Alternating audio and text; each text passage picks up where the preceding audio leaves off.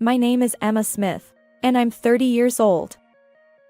Utilizing my certification as a licensed psychologist, I work as an online counselor primarily from my home.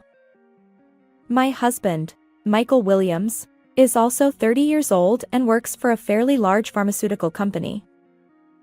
We met through work and have been married for 4 years. 2 years ago, Michael pleaded with me to remodel his mother's house so that we could create a home where we could live with his mother, Karen. Ever since losing his father 4 years ago, Michael has been quite attached to his mother and insisted on cohabitation. Ignoring my wishes, he began the remodeling project. Living with Karen was far from enjoyable during that time, but I endured her constant criticism while trying to make things work. To my surprise, I discovered that Michael was having an affair. To make matters worse, his mistress was pregnant. He promptly asked for a divorce. Determined to move forward after learning about his mistress's pregnancy, I knew I had to leave this house. I set a condition. Can I take everything I purchased? Yes, take it all. Michael, on the other hand, dismissed my belongings as dirty used items. True to his words, I moved out with all the furniture and appliances I had bought. As the preparations for my move were complete, Michael and Karen came to inspect. The scene they witnessed was an immaculate, empty space. Their faces turned pale. For Michael, who is sidelined, the cost of the furniture and appliances I had purchased was beyond his means. If you're upset, then prepare everything with your own money. I thought. How did we end up like this after just 4 years of marriage? I want to unravel this story and discuss it further. Mr. Williams, thank you for your hard work. I greeted Michael Williams, who delivered medications to the psychiatric clinic where I worked. We engaged in this routine conversation each day. Not at all. It's part of the job. In this scorching heat, isn't it tough to drive around? Is the air conditioning blasting in your car? I consistently asked Michael questions like this, prolonging our conversations. He chuckled and explained. Well, my old compact car loses power when I turn on the AC. I enjoyed these trivial exchanges, but I heard that Michael would be reassigned to a different person. If that happened, I wouldn't see him anymore. Summoning my courage, I decided to invite him. Mr. Williams, would you like to grab a drink sometime? That moment of bravery would eventually lead to our marriage. Michael worked for a major pharmaceutical company, delivering medications to hospitals and other clients. As a counselor in the psychiatric clinic, I worried about the increasing number of patients seeking help in our ever-changing world. I know this isn't the right time to say it. I understand that. But I can't keep it in. Emma, will you marry me? Huh? Are you okay? That's not the kind of line you should be saying right after your father's passing. It's not like I'm expecting a romantic proposal, but now. Michael was deeply shocked by his father's death. Understandably so, his father, a carpenter, had tragically slipped and fallen on a job site. It was sudden. I regret that my dad won't get to see his grandchild. He loved children so much. And I don't want to leave any regrets for my mom. Emma, let's get married and create our own family. Although the proposal came from a place of vulnerability due to his father's passing, I felt genuinely happy. However, little did I know that I was about to embark on days of enduring the constant criticism from my eternal adversary, my mother-in-law. Oh, hello there. What's with keeping the curtains closed on such a beautiful day? Karen frequently barged into our apartment, which was just a 10-minute walk from her house. I understood her loneliness, but since she dined with us every evening and then returned home, I often struggled with meal planning. And Emma, you mentioned something about working from home, right? But earning a measly $70 doing odd jobs won't cut it. Instead of that, why not prepare more dishes for dinner? Mikey comes home exhausted every day. Karen had a habit of referring to Michael as a Mikey. Perhaps that's why both his relatives and neighbors also used the same nickname for him. Mom, what I do isn't quite the same as traditional piecework. You've probably heard of it, but nowadays, we can conduct meetings and classes online using computers. Haven't you come across terms like Zoom and online? Always belittling me like that. Emma, you're almost 30. You're a respectable lady. Karen never seems to grasp the concept of online counseling, no matter how many times I explain it. She stubbornly refuses to acknowledge anything she's unfamiliar with. She won't even consider learning something new. I choose to work from home because I don't want to neglect household chores. Forget about that. Why don't you hurry up and have a child? After all, that's your role, Emma. Your job is just listening to other people's problems. I could do that too. Stop acting all high and mighty. I'm home. Karen rushed to the entrance to greet Michael.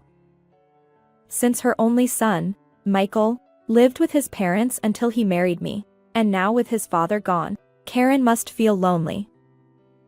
I understand that, but honestly, her frequent visits can be quite bothersome. Today, I made Hamburg steaks that Mikey loves with Emma.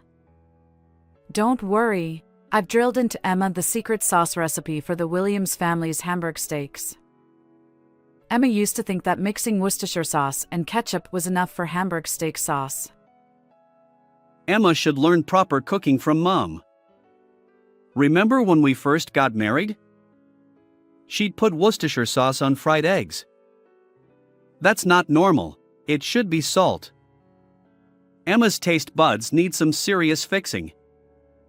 I haven't been having decent meals either. By the way, Mikey, you've lost weight since getting married, haven't you? I wanted to shout that it wasn't true. Lately, Michael had been a bit overweight, and during his company's health checkup, he was cautioned about high cholesterol levels.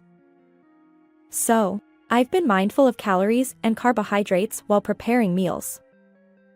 Thanks to that, Michael had healthily shed some pounds. We'd been living this way for 2 years when one day, Michael dropped a bombshell. I'm thinking of remodeling my mom's house. It's quite old, you know. The plumbing is terrible, and it's sweltering in summer and freezing in winter. Despite not being in the countryside, the layout is inconvenient. So, I thought, why not remodel it and move in ourselves? Huh? Was I hearing correctly? He meant living with his mother, right? Paying rent for a place just 10 minutes from my mom's house seems ridiculous. If we're going to live there, we might as well renovate it for better comfort. Besides, we've talked about wanting our own home in the future. When we have kids, we'll need a nursery. And if we live with Mom, she can help take care of them, right? But where will the money come from? Remodeling the entire house won't be cheap. Is Michael planning to pay off a loan for it? There's a small inheritance left by my dad, so I plan to use that as a down payment. The monthly mortgage should be manageable for me. It'll likely extend until I'm 65. I wondered if this would work out. Since marrying Michael, I've been surprised by his relatively low salary. Back when I worked as a counselor in the psychiatric clinic, I earned significantly more. We'll figure it out somehow. So, that's settled. Well, there's a condition. I want a dedicated workspace for my counseling. Online counseling? You only need a computer for that. Handling personal information requires a focused environment. Even though neither mom nor you fully understand counseling, it's an incredibly sensitive job. People come to me desperately seeking help, hoping to break free from their current situations. Guiding them toward a better outcome is my mission. I can't approach it half-heartedly. Feels a bit like fortune-telling, doesn't it? Fortune-telling and counseling are completely different. Well, okay, I get it. Let's ask the designer. With those words, Michael's childhood home underwent a transformation. As the remodeling neared completion in a few weeks, Michael suddenly remembered. Oh, I forgot something crucial. The new house needs suitable furniture and appliances. I'll leave that to Emma, who has great taste. What? You're just springing this on me. I never agreed to that, I retorted. It was clear he had planned all along to have me foot the bill for furniture and appliances. His feigned surprise was poorly executed. I wanted to call him out on it. As the Williams family, we've poured everything we have into this remodel. You will be living in this house for a long time, so it's only fair you share the burden. Honestly, you earn way more than I do. Michael explained. As a husband, he must feel a sense of inadequacy and shame about earning less than his wife. Since the house was already complete, I couldn't refuse. Perhaps I could see it as an opportunity to furnish the place according to my taste. And so, the new home was finished. This house feels rather cold. I intentionally kept it unified in black and white. I thought simplicity would work well. Karen will probably fill it with her own belongings soon anyway. She's terrible at tidying up and can't bear to throw things away. So, there's a chance it could turn into a cluttered mess if we're not careful. Emma and I don't get along at all. I wanted a warmer home with more wood accents. This just doesn't feel cozy. You'll get used to it as you live here. Is dinner ready yet? Michael's been coming home early lately. If dinner isn't ready by 7 p.m., we won't make it. And there you are, casually browsing on your computer. Making a whole separate office for yourself. How entitled. If I could just say that the house would fall apart without my work, maybe I'd feel a bit better. Karen doesn't know that Michael's salary hasn't been coming in. Michael may have been making excuses for his lateness, but I'm certain something is going on. I'm just too afraid to ask. Hey, Emma, why don't you see a doctor? What is she talking about? I mean, it's been 4 years since you got married, and you still don't have children. It's strange. I got a referral to a fertility specialist.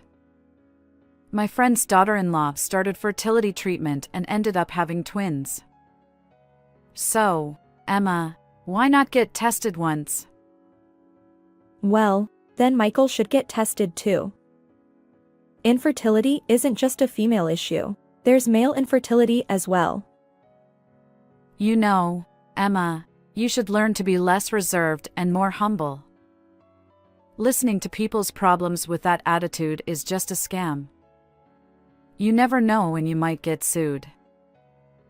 This kind of exchange happens all the time. Karen should spend her time on hobbies or travel instead. Being home all day probably leads to these arguments. I'm thinking of giving my mom a trip as a gift. One night, Michael, fresh out of the bath, blurted out. Mom's turning 60. She looks young, but she's been experiencing various aches and pains. Has she been to the hospital recently? Oh, she went to the orthopedic clinic because of her back pain. She got some pain patches and dramatically wrapped herself in bandages. Please make a reservation at a restaurant in Chinatown for her 60th birthday celebration. And at that time, I want to give her a travel voucher worth $700. Why should I do it? She's not my mom. Surely she'd be happier if her beloved son prepared it, rather than some unwanted daughter-in-law. You often don't understand your position as a daughter-in-law. Just because you earn a little more than I do, you're not the ruler of this house. It's Mom. Arguing with Michael is always about Karen. If he's this much of a mama's boy, I might as well become a bystander. One day, amidst planning Karen's 60th birthday celebration, Karen returned home in a cheerful mood. She had been out for tea at a neighbor's house, and 6 hours had passed since then. Should I cook dinner tonight? Something good must have happened. She's so straightforward and easy to read. Karen busied herself preparing cheese fondue, waiting for Michael to return. Don't be surprised, Mikey. Samantha has come back. As soon as Michael arrived, Karen was excited at the doorstep. Once we sat at the dining table, Karen abandoned the cheese fondue and started sharing various updates with Michael. Naturally, I took charge of serving. What? Samantha? It's been 5 or 6 years, right? She got married. Wasn't she just 22 back then? And she hasn't come back once? Well, everyone was strongly against Samantha's marriage. She eloped, you see. And then, she returned with her 3-year-old son. He's just adorable. Samantha is a mother? Wow, I can't imagine it. So why did she come back? Did her mom and dad forgive her? Well, she got divorced. That's why she came back to her parents' home, which is quite intimidating. She must have been really desperate. But Samantha is still as cheerful and lively as ever.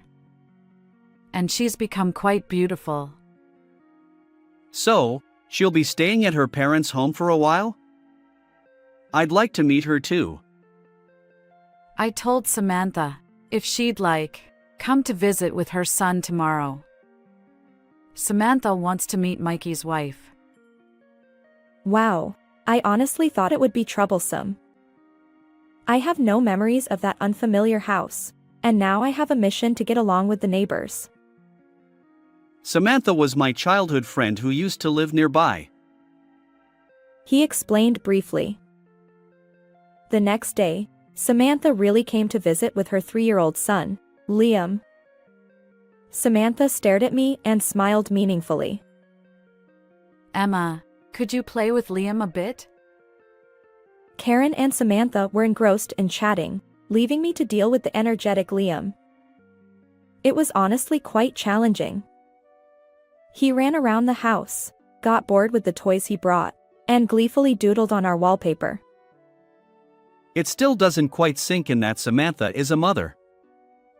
You used to be such a crybaby. Enough, Mikey.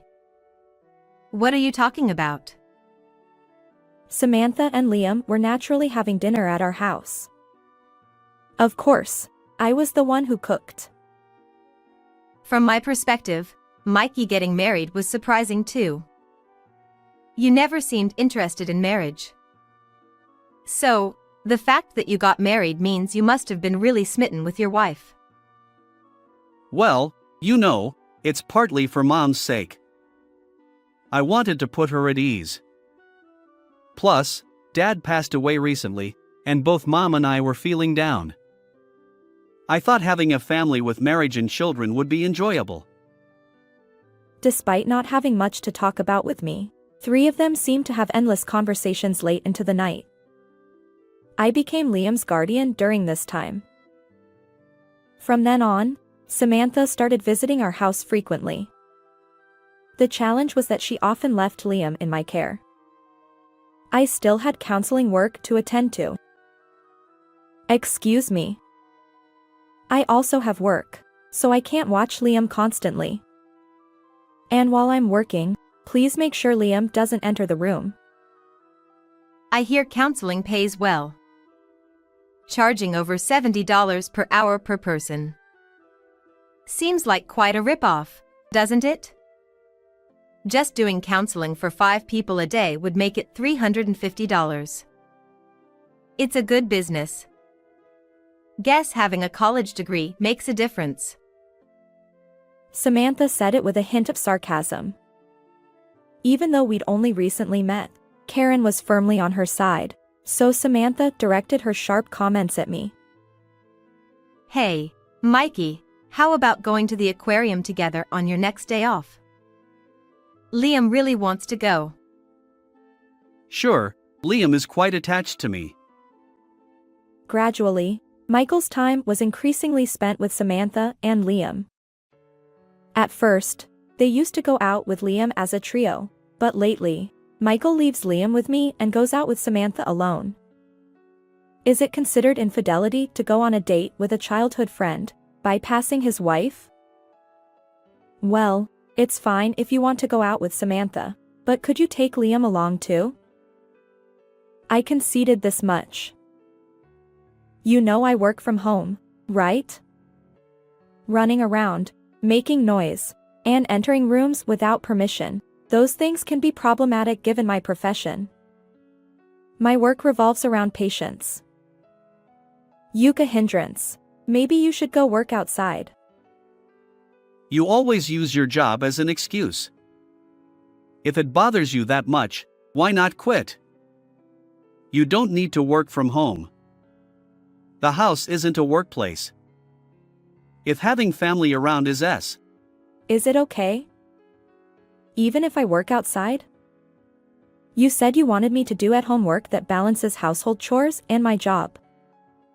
I've never slacked off on housework, and I manage my work just fine. Ugh, you're so stubborn. Samantha wouldn't nitpick like this. She's busy raising her child, so it's okay for her to help out. Honestly, Emma, you're narrow-minded and cold. By this point, the Williams family had been completely taken over by Samantha. Simultaneously, Michael and Samantha had grown increasingly close.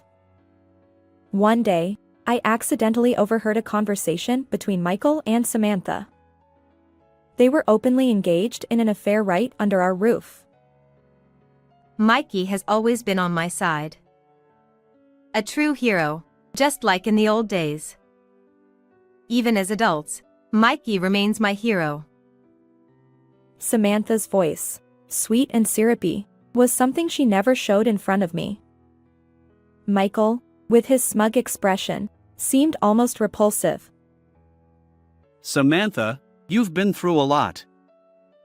Who would have thought you were dealing with domestic violence? Must have been tough.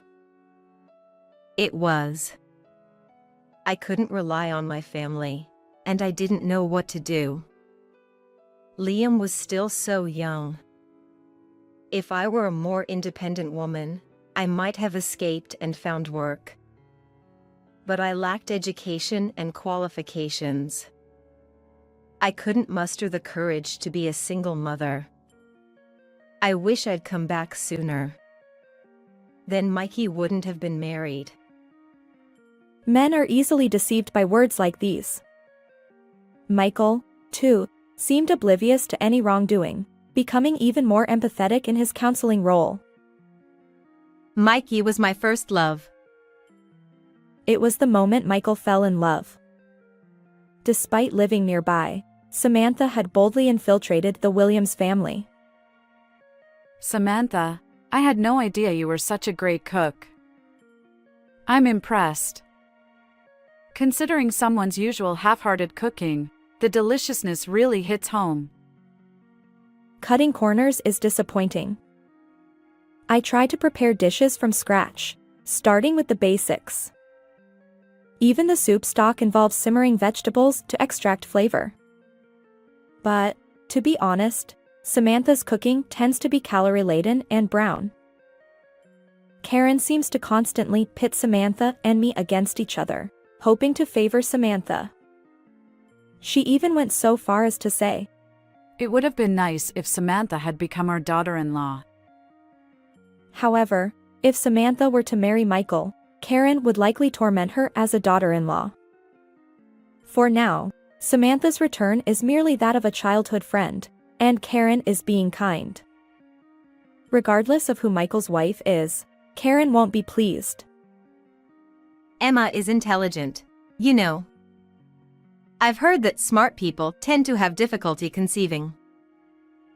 Exactly. She can't have children.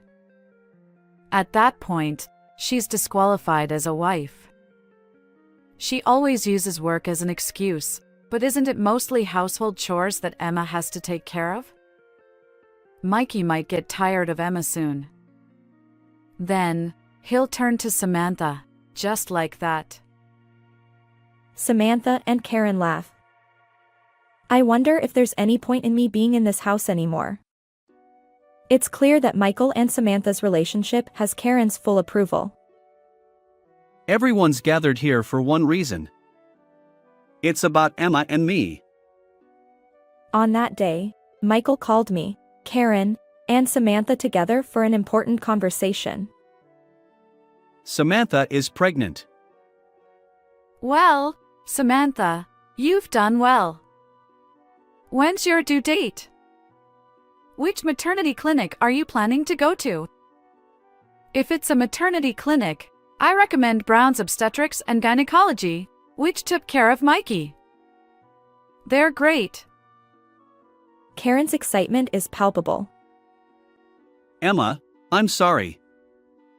It's because of this. Divorce proceedings can be surprisingly straightforward. With Samantha expecting a child, I have no choice but to consider divorce as my only option. How many months pregnant are you, Samantha? 3 months. It seems your belly has grown quite a bit for that stage. The doctor was surprised that it's larger than usual. Maybe because of that, we found out it's a boy at this stage. Emma, you're being unsightly. You're just jealous because you can't have children. In the end, you and Mikey are incompatible in various ways. This is a good opportunity. Without it, Mikey wouldn't be able to break free from you. He's kind-hearted, you know. He's trying not to hurt you. Liam already calls Mikey Dad, and if you step back, Emma, it'll be perfect. I promptly filled out the divorce papers, and the next day, Michael submitted both our divorce papers and his marriage papers with Samantha. Quick at work. I still have some belongings here, so I stayed at the Williams house until I found my next place. Seeing triumphant Samantha and cheerful Karen, I can't help but feel irritated. But I've got anger management skills. After all, I'm a certified counselor. Still, I wanted to say something. By the way, can you support her? On your salary? What are you bringing up now? Money? What does money matter? Just because you have some income, you think you can belittle me. This woman always undermines me. Well, you did quit your job, didn't you? Or should I say you were forced to quit? Karen and Samantha looked at Michael with surprise. What do you mean, Mikey? I quit on my own terms. That idiotic company couldn't recognize my abilities. It's a toxic place, and leaving was the right choice. You've been a deadwood for quite some time now. A whole day without work, it's hell. Even if you get minimum wage for just sitting there. You made a big mistake at work, and they sidelined you. But even then, you never said a word to me or Mom. Was it embarrassing? That's none of your business. Well, it doesn't matter anymore since we're divorced. Samantha still wants to marry Michael, even in this situation. Samantha hesitated to respond. Perhaps she felt her guess was off the mark. From my perspective, Michael's mental state is quite fragile. The series of events at work might have traumatized him. Samantha, please understand and support Michael, who is struggling mentally. I don't think he'll be able to work for a while. Just my professional opinion as a counselor. It's none of your business. Samantha, Emma is just sore about losing Mikey and trying to drag him down. Emma, if you're only going to say things like that, pack up your things and leave, even if you haven't found your next place. Yes. I'll leave. And I'll take everything I bought. And so, this exchange leads back to the beginning. Michael, Karen, and Samantha look bewildered at the empty room. We'll figure it out somehow. We can buy furniture and appliances again. Hey, Mikey. Where's that money going to come from? Michael is getting defensive with Karen. Being too extreme, like taking everything, is not normal. That black and white mindset is one of your flaws. Say whatever you want.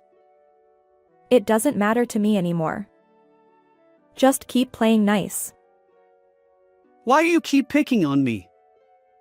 It's jealousy, isn't it? Embarrassing for a 30-year-old. What? I'm not jealous at all. After all, Samantha's child in her belly isn't Michael's. What are you talking about? Fabricating stories is dangerous.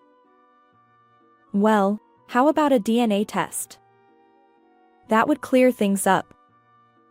Maybe it's time you both realize that you're falling for Samantha's strategy. The child in Samantha's belly is from her previous husband. Samantha noticed her pregnancy after the divorce. But she didn't want to return to her abusive ex. When she was hoping someone would step up and be this child's father, she reunited with you, and you became the target. Michael, being the trusting soul you are, fell right into it. Michael and Karen's expressions changed. Samantha, however, remained unfazed. But the timing of the pregnancy matches. She can't possibly be lying about that. It must be my child, right? Well, if she says it was a premature birth, men wouldn't know. It seems you were well prepared. You married Samantha the day after our divorce, didn't you? And you even adopted Liam as your own. This is Samantha's ultimate goal. She played her cards right with the gullible man. Blood relation doesn't matter to me. Unlike Emma, Samantha doesn't look down on me, and she relies on me. For a man, that's not a bad thing. It's what makes a family's breadwinner. You're desperately defending Samantha, but good luck with your newfound fatherhood. It's not as easy as you think. I retreated from the Williams house after living there for 2 years. Michael, Karen, and Samantha rented a weekly apartment for the time being. During that period, he intended to buy furniture and appliances, but... I'm sorry, pathetic as it sounds, but I'll struggle with loan repayments going forward. What if we sell the house and use that money to buy a second-hand apartment? Liam is quite mischievous, and the child in my belly is also a boy. I don't like cramped spaces. In an apartment, you can hear children's footsteps, and complaints come from downstairs. Can't we somehow get a detached house? He managed to sell the Williams house, but it was sold for much less than its actual value. At this rate, they won't even qualify for a second-hand apartment, let alone a standalone house. So Michael and the others moved into a small public housing unit. Michael, traumatized, is struggling to find a new job. Meanwhile, Samantha gave birth. In the small house, Liam runs around, shouting, and the baby's cries echo through the walls. The Williams family has been completely taken over by Samantha's family. As for me, I've become a popular advice columnist for a magazine. Now, I've purchased my own apartment and set up a counseling room for face-to-face sessions. Thankfully, there's a waiting list for appointments. How did you find this story? Don't forget to subscribe to the channel. See you in the next video.